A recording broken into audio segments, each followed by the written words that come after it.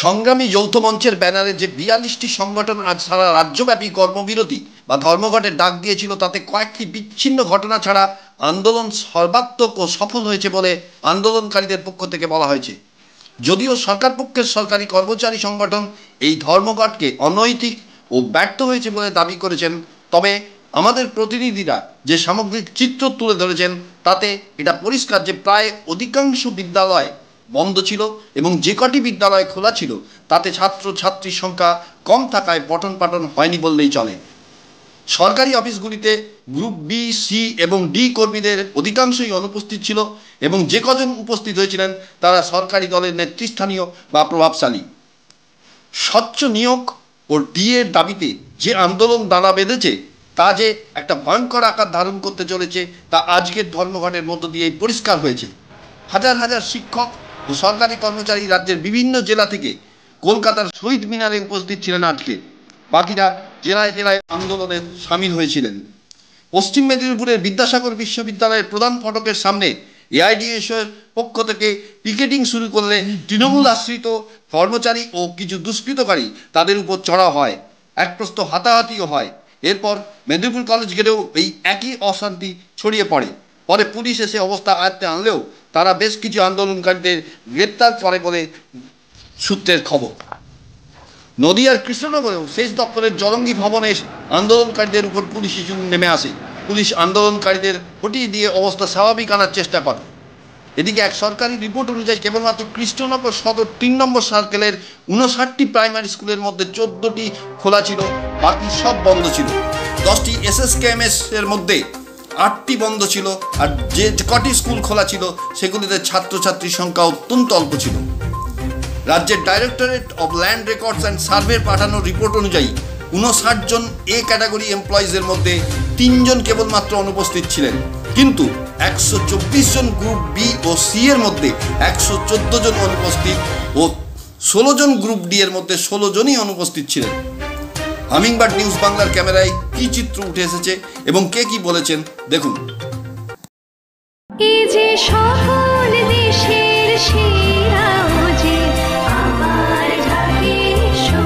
ঢাকেশ্বরী বস্ত্রালয়, Krishnanagar, Nadia. DA সংক্রান্ত বিষয়ে আজকে যে ধর্মঘট বা বন্ধের ডাক দিয়েছে একটা সেকশন, তো আজকে জেলা পরিষদে কর্মচারী কীরকম উপস্থিত রয়েছে? অ্যাকচুয়ালি আমরা আজকে কর্মচারী প্রায় 95% কর্মচারী আমাদের আজকে উপস্থিত হয়েছে নির্দিষ্ট সময়ের মধ্যে, এবং আজকের যে যৌথ কমিটির একটা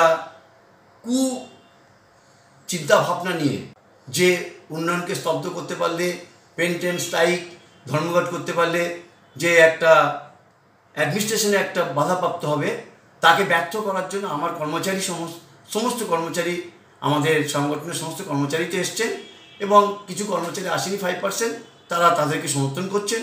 আমরা মাননীয় মুখ্যমন্ত্রী মমতা ব্যানার্জির ডাকে আহ্বান জানিয়ে গত 3-4-5 দিন ধরে আমরা একটা বন বিরোধী ক্যাম্পেনিং করেছি এবং তাতে আমাদের জেলা পরিষদের এই সংগঠনের অভিভাবক দীপক বসু এবং সঙ্গে সমস্ত কর্মাধ্যক্ষ এবং অন্যান্য নেতৃত্ব আমাদের সঙ্গে সামিল হয়েছিলেন। আজকে আমাদের এই উপস্থিতি সঙ্গেও কর্মাধ্যক্ষরাও সঙ্গে সামিল হয়েছেন এবং প্রতিটি আধিকারিক আজকে আমাদের এই অফিসে উপস্থিত হয়েছেন।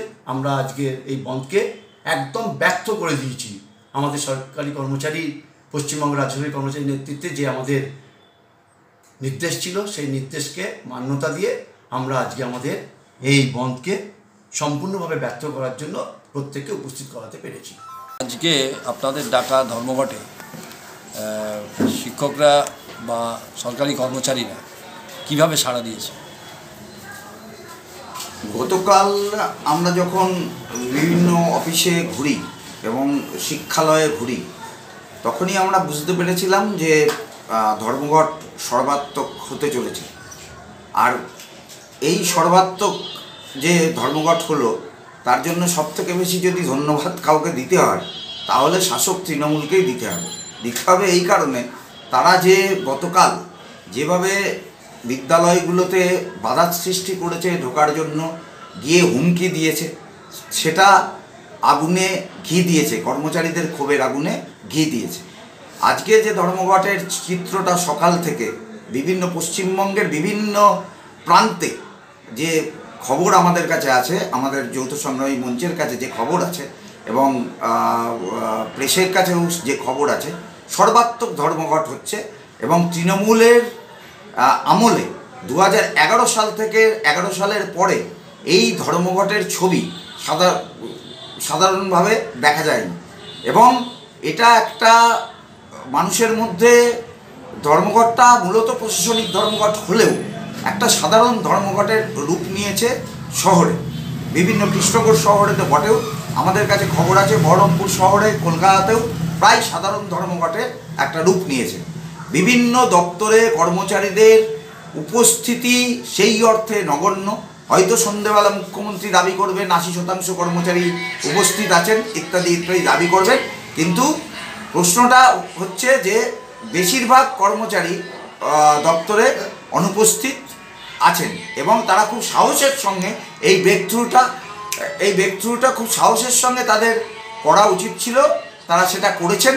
এবং এতে আরেকটা জিনিস যেটা আমাদের ধারণা, যে রাজনৈতিক দলগুলো এটা সম্পূর্ণ অরাজনৈতিকভাবে সবাই এটাকে সাপোর্ট করেছেন, বিভিন্ন রাজনৈতিক দল সাপোর্ট করেছেন।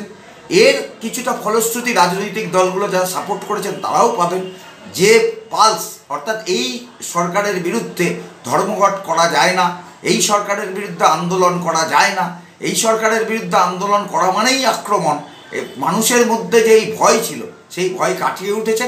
এবং আগামী দিনে আমি খুব অবাক হব না যদি আগামী দিনে রাজনৈতিক দলগুলো এটার থেকে শিক্ষা নিয়ে বিভিন্ন অপকর্মের, সরকারের অপকর্মের বিরুদ্ধে বাংলা বন্ধ পর্যন্ত ডেকে দেয়। আজকের ধর্মঘট সাকসেসফুল।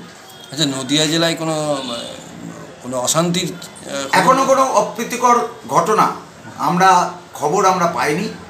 গতকাল শাসক দল যেভাবে নেমেছিল আজকে তাদের রাস্তায় দেখা যায়নি এখনো পর্যন্ত।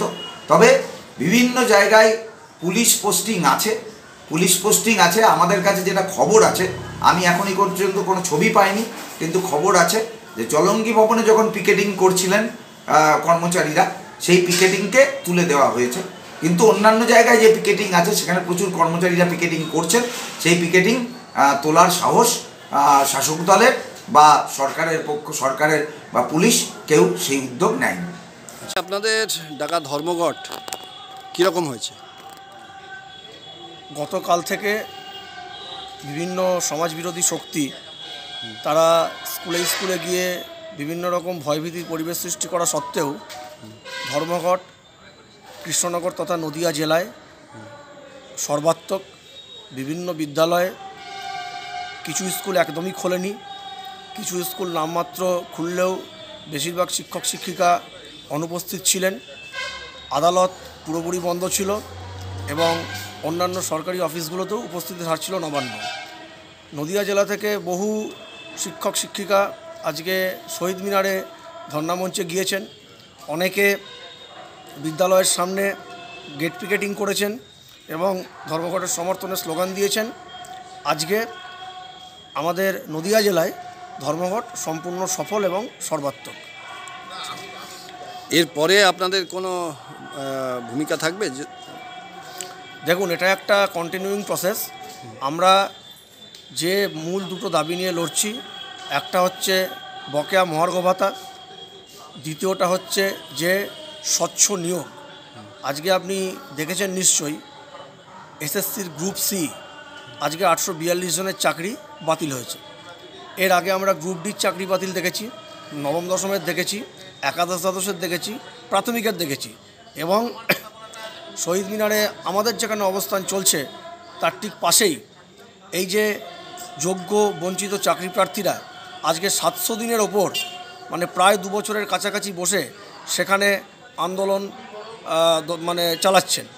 সুতরাং এই স্বচ্ছ নিয়োগের দাবিতেও আমাদের আন্দোলন এবং বকেয়া ডিএ পাওয়ার দাবিতে আমাদের আন্দোলন। এই আন্দোলন থামবে না, কারণ আজ থেকেই যে 5 জন অনশন করছিলেন তার সঙ্গে আরও 5 জন আজ থেকে নতুন করে অনশন শুরু করেছেন। আমাদের দাবি না মেটা পর্যন্ত আমাদের আন্দোলন চলবে। আচ্ছা, আপনার নাম এবং designation? Amit Chatterjee, convener BJP শিক্ষক সেল, নদিয়া উত্তর সাংগঠনিক জেলা। Like this video, please subscribe, like and share. Hit the bell icon for upcoming events.